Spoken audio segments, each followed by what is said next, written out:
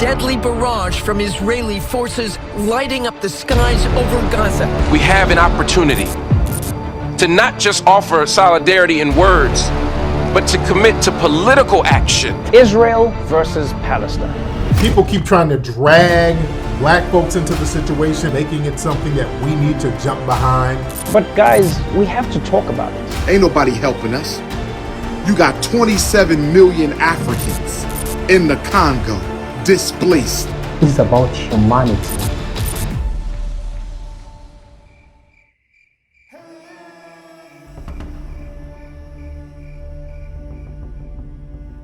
Why are prominent voices within areas of what has been called the new black media convinced that black Americans, particularly, should remain silent? Silence, which is uncharacteristic of black Americans whose voices have been instrumental toward the dismantling of the systems of inequality within the most powerful nation on earth. Silence. To those who are known for lending their voices indiscriminately to promote the plight of all who face any injustice set forth by even the international powers that be.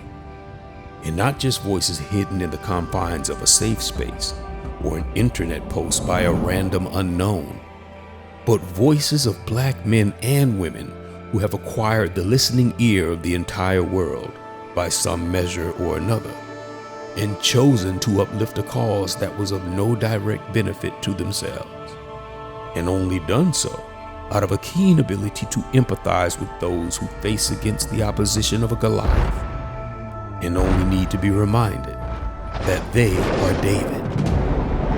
But now, silence. Pertaining to what, might you ask? Pertaining to the matter of Israel and Palestine. Conflict outside of the borders of America that has taken center stage of American media and mainstream news outlets. A long-standing conflict between two states with tensions now metastasized into all-out war. A deadly barrage from Israeli forces lighting up the skies over Gaza. And in the West Bank, warning sirens echoing through Bethlehem. Earlier, Palestinian militant groups firing more than 200 rockets into Israel. Most of the Hamas rockets stopped by Israel's missile defense system, or they fell short. I'm cool. We have to talk about it. I mean, everybody work it out. We have to talk about it. Why black people shouldn't support Palestine or Israel. But guys, people keep trying to drag black folks into the situation, making it a black struggle, making it something that we need to jump behind. If we don't step up, we're doomed. I'm not doing that. I wish them well. I hope nobody get hurt. But everybody work it out. Guys. Everybody work your issues out. But guys, we have to talk. Say it again. Say something else. Oh! Say something else. Bruh.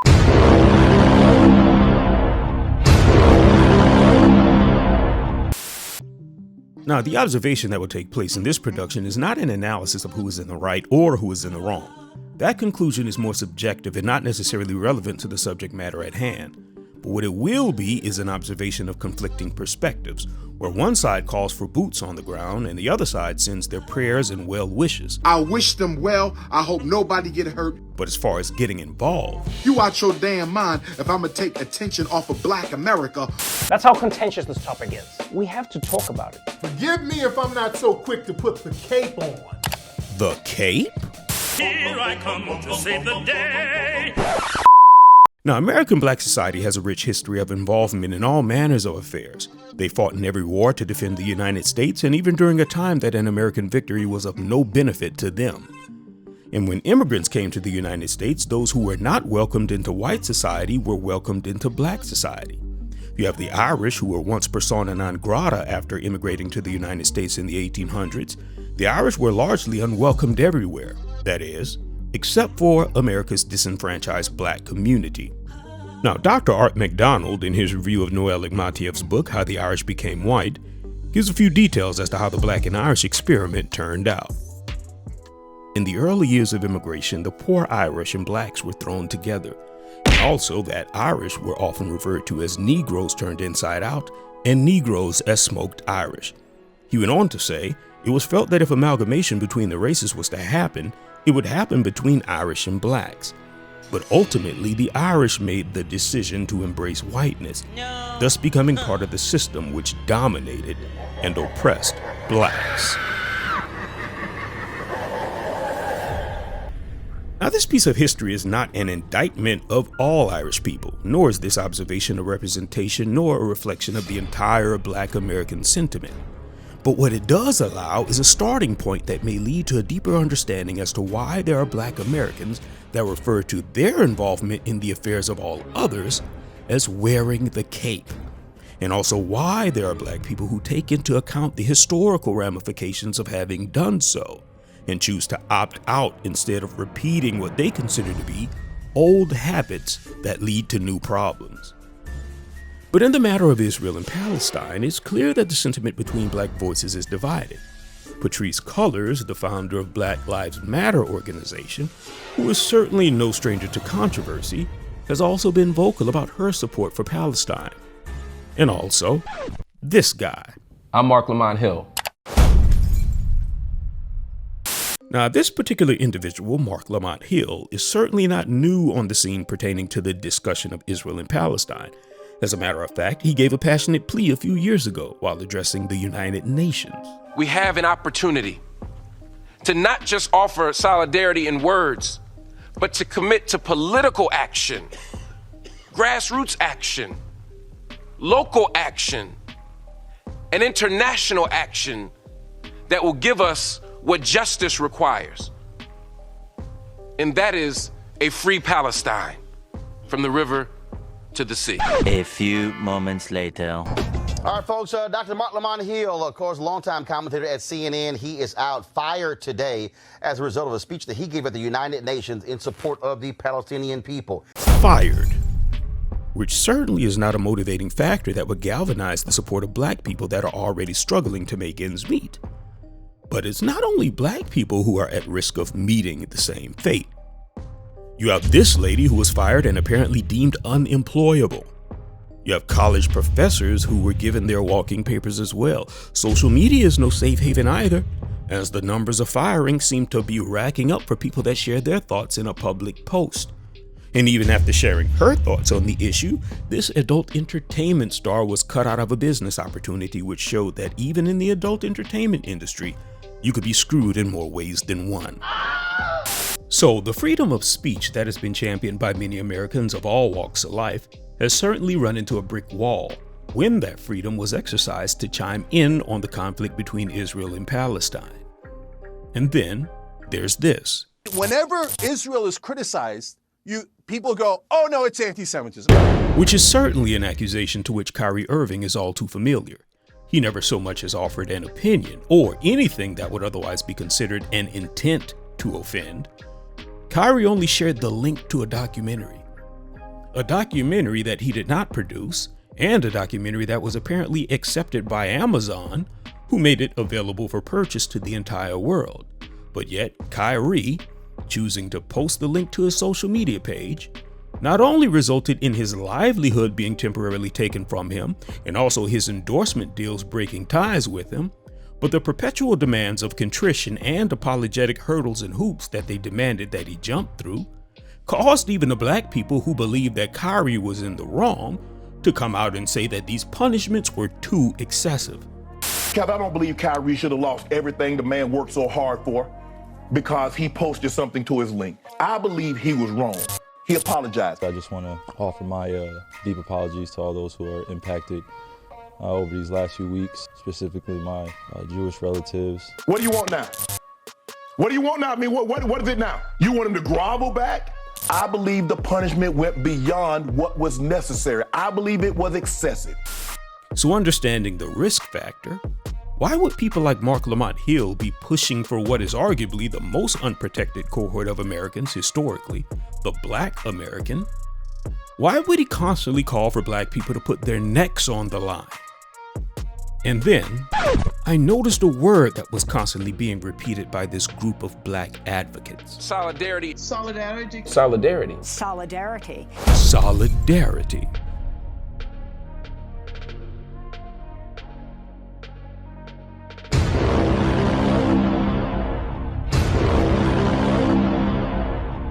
This is unify or die. They don't care about us. You got black people in Palestine facing racism. You better go do your research. What about our African brothers and sisters in Palestine who are suffering racism at the hands of the Palestinian Arabs? Y'all ain't said nothing about that. Oh, no. Oh, no. You come to the wrong place for that. This is Dr. Umar Johnson, aka Umar Ifatunde, a Pan-Africanist. And as you may have gathered from his speech, he places a lot of his focus on Africa and black people, and any dedicated focus that he may give to either Israel or Palestine may be solely for the plight of the black people living there. So after hearing his position on Israel and Palestine, and how he would rather allocate his energy toward bringing attention to the neglected crises of Africans, how are some of the Africans taking it? Is all of Africa in solidarity with Umar? I don't know what you're trying to achieve, Dr. Omar. If I look at all champions of Pan-Africanism, they were all supporters of the Palestinian cause. I think we have our answer. All South Africans are supporting the Palestinian cause. Translation: how can you claim to be an advocate for Africans if you don't support what Africans are supporting? Are you more passionate about Africa than any other person? You keep on going on about Arabs, East Indians, what. You want us to respond to racism with more racism? This is the perfect picture of solidarity. Not for Umar, but solidarity for the Palestinians. Notice that he says, Arabs this and that, but intentionally does not repeat what Umar actually said that Arabs were doing. Then he goes on to say, you want us to respond to racism with more racism? Which is a statement that may hint of a cultural disposition. However, it is a disposition that puts him at odds with many black Americans and also South Africans. When you are oppressed, the only option you have is to fight. How is it that defending yourself against racism translates to practicing racism? But then I had to remember, there are a lot of continental Africans who put up with things that black Americans would never put up with. Many of them haven't seen the world of true racism as the black American has, and many of them are unable to see their own condition as the black American sees it. I've seen videos of European tourists in Africa physically attacking black Africans. And I was shocked to learn that these dark-skinned Africans were culturally conditioned not to be physically confrontational with white people. Confrontations with black people is fine, but anyone white, and it would be trouble. So sometimes when people advocate for turning the other cheek, it's really fear masking itself as divine tolerance.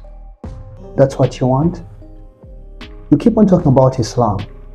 Have you noticed that most of the Africa's biggest economies are Muslim majority countries?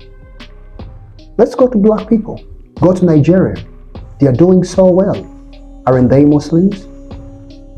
I don't understand where justifications are coming from. And there you have it. Umar never mentioned Islam, nor did he ever mention Muslim or anything about religion. But this particular individual was so eager to show solidarity to Palestine that he turned it into an issue of religion, which is either desperate or a slick way of deflecting from all of the points that Umar made pertaining to the world ignoring what is happening with black people in Africa.